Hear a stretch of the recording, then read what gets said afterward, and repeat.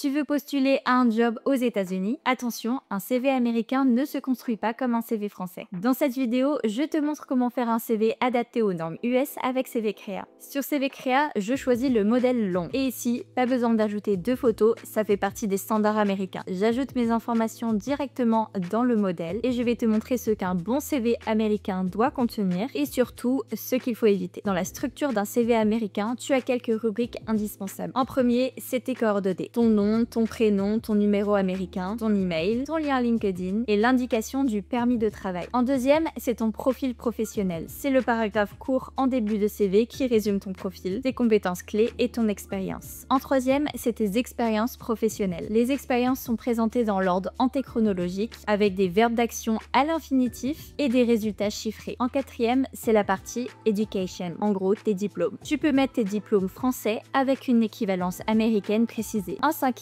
ça va être tes skills. Sépare bien les hard skills et les soft skills. En sixième, ça va être tes certifications. Si tu en as, c'est le moment de les mettre. Ça peut être Google Ads, HubSpot. Et ensuite, tu peux rajouter une partie sur des informations additionnelles. Ça peut être une autorisation de travail, ta mobilité ou encore tes disponibilités. Maintenant, je vais te parler de ce qu'il faut absolument éviter dans un CV américain. Pas besoin de mettre ta date de naissance ou ton âge. Pas besoin de mettre ton genre, ton statut marital ou ton nombre d'enfants. Comme on l'a déjà dit, pas besoin de mettre de photos et surtout pas d'opinion politique ou religieuse. Quoi? Eh bien tout simplement parce que tous ces éléments peuvent entraîner des discriminations. Donc ils ne doivent jamais apparaître sur un CV à destination des États-Unis. Et maintenant, quelques conseils supplémentaires pour un CV réussi. Fais attention de bien utiliser l'anglais américain et non britannique. Par exemple, analyze avec un Z et pas avec un S. Privilégie des verbes d'action comme lead, develop, manage, implement ou encore optimize. Donne toujours des résultats chiffrés sur les gains, les économies, le taux d'évolution, etc. Utilise un design simple